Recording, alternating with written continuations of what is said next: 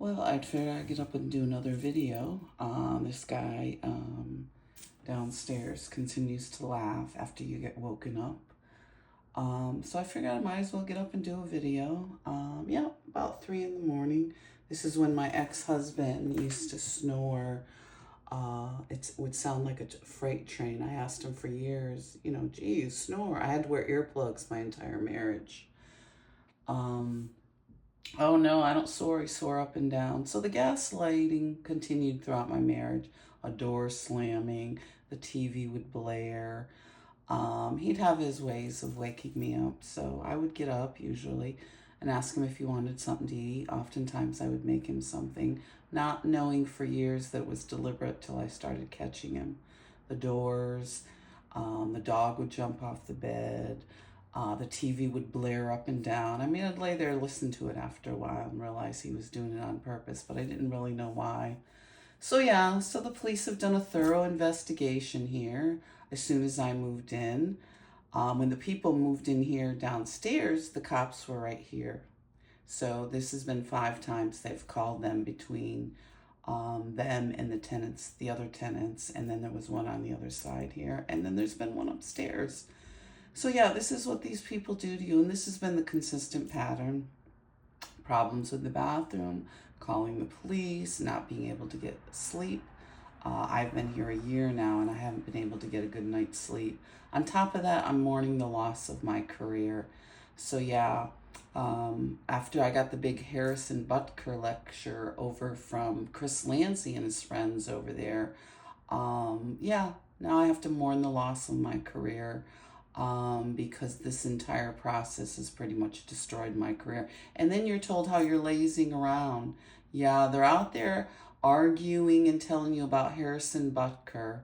Well, we got Mr. Tim Tebow to talk about, so thank God he's out there doing the work that he's doing. But this is what they do to you, destroy your career. My ex-husband barely made, what was it, 32,000. But he was supposed to, you can't even sport a pet on that.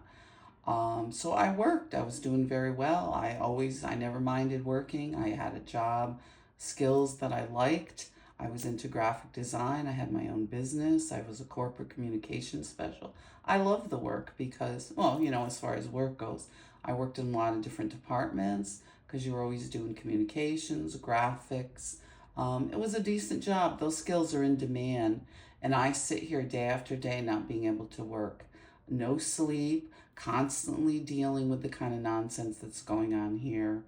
Mourning the loss of my career has been pretty bad. Not only that, but because the little bit of settlement I got will be gone in a few years. So I'll have absolutely no income except Social Security now.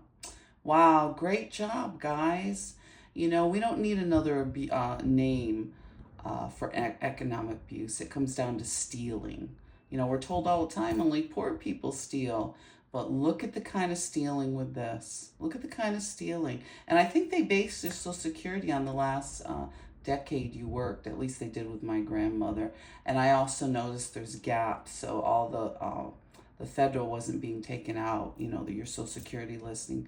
So that's going to be a mess to deal with when I start applying. So the little bit of settlement I got will be gone. So basically, these guys sat around and plotted and schemed. Because my ex-husband was palling around the police chief there for quite a while. He was supposed to date his niece, my ex-husband's niece, and a bunch of other girls at this party, in the midst of getting married, too. So the two of them were quite the pals at the gym. They were quite the pals. My ex-husband knew his father, so now he's the police chief, and this is the kind of fun and games that go on. So you destroy a woman's career, and now she has no income because I was told I was a prostitute.